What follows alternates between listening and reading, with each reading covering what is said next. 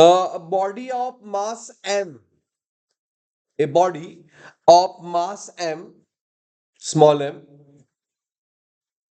is suspended from rigid support by a string. में हा Bob आहे, सिंपल पेंडुलम आहे, of length L, on which another identical body of mass m struck inelastically moving with horizontal velocity under root 2gl, विचारलंय increase in tension, फार महत्वाचं आहे increase in tension in string after it struck by body. Okay, problem आता कळतो का बघा. एक body दिले,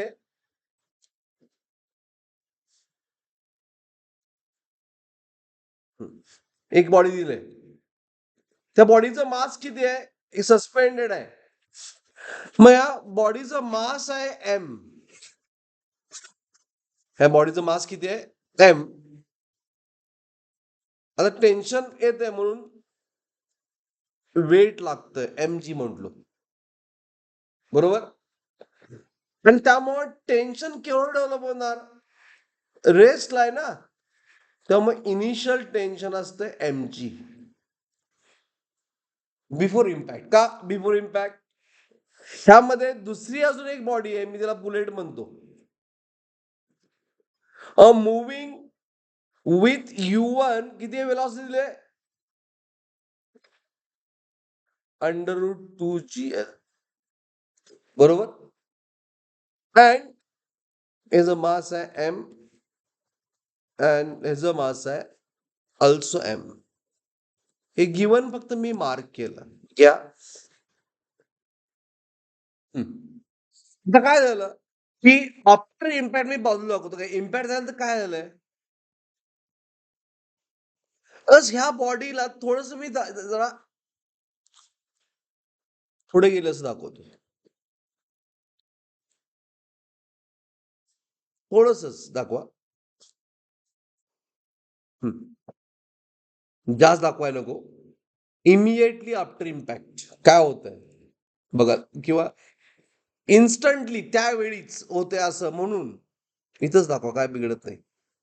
हा, इम्पॅक्ट झाला मग काय झालं की हा स्टिक झाला, इज राईट, बरोबर, इज राईट. ह्याला काहीतरी वेलॉसिटी मिळणार ना, ह्याला मी वेलॉसिटी व्ही म्हणतो. आणि दोघांचं मास काय होईल आता, it is M plus M, म्हणजे किती,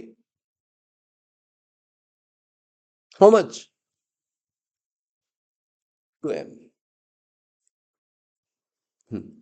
आता मास किती होणार, एम प्लस एम म्हणजे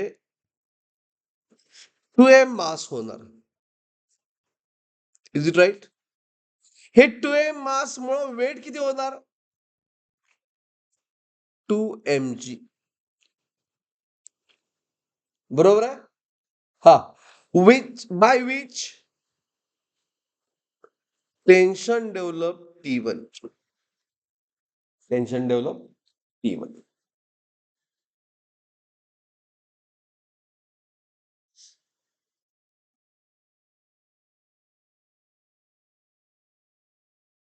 मग T1 किती असेल,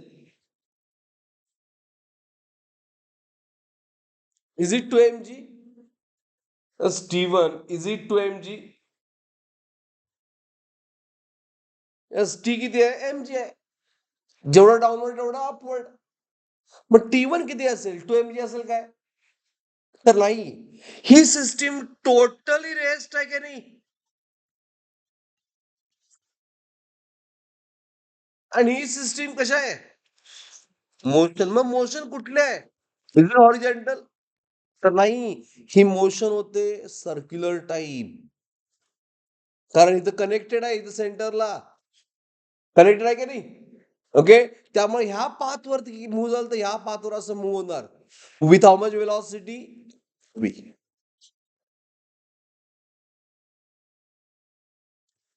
हा, इज इट क्लिअर? त्यामुळे हा प्रॉब्लेम सेंट्रीपेटल फोर्सने सॉल्व्ह करायला पाहिजे.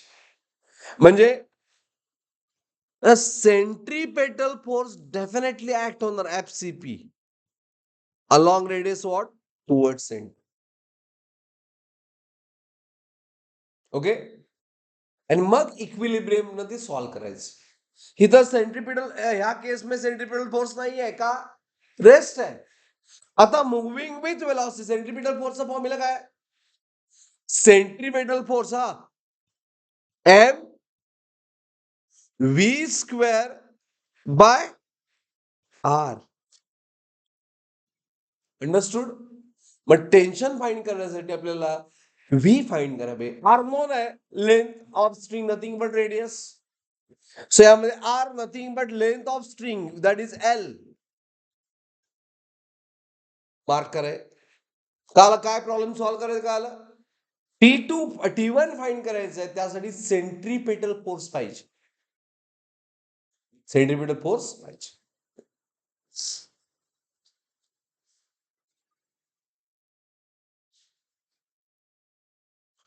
मग सेंट्रीपेटल फोर्स साठी काय पाहिजे? व्ही पाहिजे. मग व्ही साठी हा इम्पॅक्ट कुठला आहे? Perfectly elastic. म्हणजे ई काय? Zero. Me go for law of conservation of momentum. V साठी हे कळायला पाहिजे. अवघड प्रॉब्लेम आहे फार.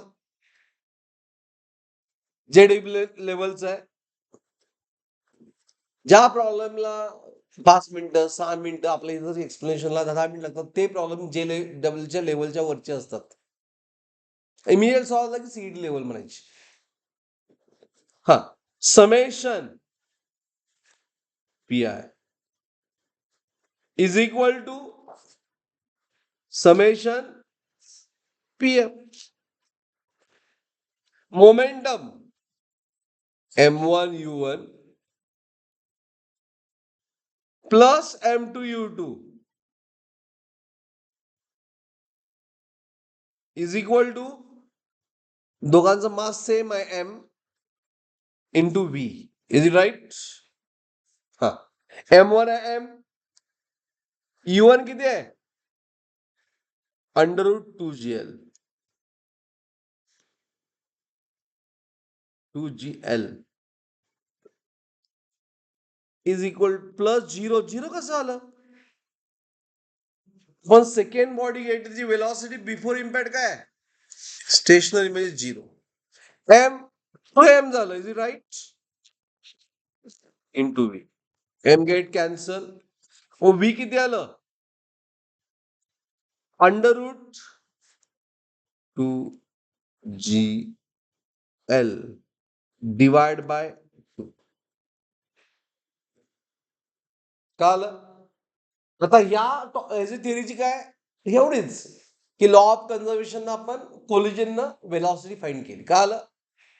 आता काय फाइंड करणार? Centripetal force. ओके, पेंडुलमवर सेंट्रीपिटल फोर्स ऍक्ट होतोय. सो सेंट्रीपेटल फोर्स फॉर्म्युला काय? M capital M V square by R. Total mass किती आहे? 2m. Is it right? V square √2gl divide by R म्हणजे एल.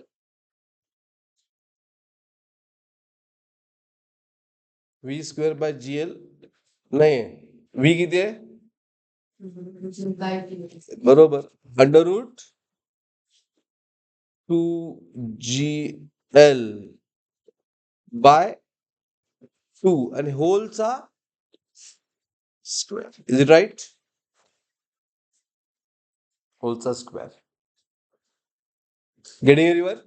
बघा आता कधी काय येईल. 2m हे आलं 2gl divide by 4. Is it 4? Divide by 12. Divide by L. आणि त्यामुळे तस काय काय कॅन्सल होईल. तस कॅल्क्युलेशन म्हटलं तर तुम्ही इट इज अ न्युमरेटर मध्ये two two two into two how much, 2 into 2 4 mgl divide by 4l. म्हणजे सेंट्रिपेटल फोर्स काय आला, mg.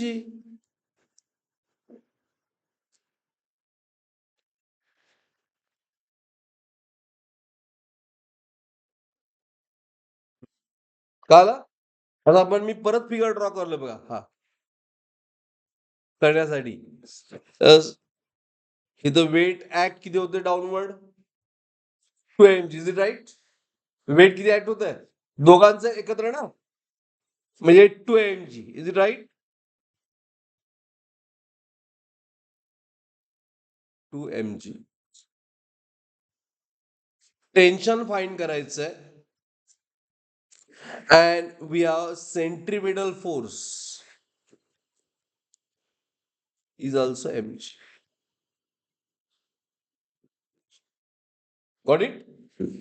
मग सेंट्रिपेटल फोर्स किती असणार, it is a T minus 2 mg. ही कसं आलं, टी प्लस का आणि 2 mg मायनस का. सेंट्रिपेटल फोर्स ह्या दोन फोर्स मुळे मिळतोय, टी आणि T1 म्हटलेलं ना आपण, T1. सो T1 ची डिरेक्शन अॅरो कुठे आहे, सेंट्रिपेटल फोर्सच्या डिरेक्शन मध्ये आहे म्हणून पॉझिटिव्ह. आणि mgचा अॅरो कुठे आहे, 2mgचा अपोजिट आहे म्हणून minus. Is it clear. Got it. Okay. आणि हा mg आहे, हे -2 mg लेफ्ट साइडला काय होणार, +2 mg is equal to what, T1. त्यामुळे T1 किती आलं, T1 is 3 mg.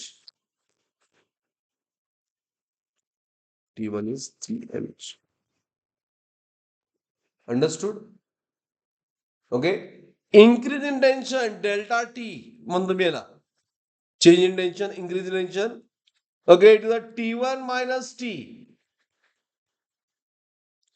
T1 3 mg minus T किती आहे mg. आन्सर किती आलं, 2 mg. प्रॉब्लेमला 30 मिनिट्स लागले बघा. Is it clear. Got it. कसा प्रॉब्लेम सॉल्व्ह केला तर काय आलं एव्हरीवन.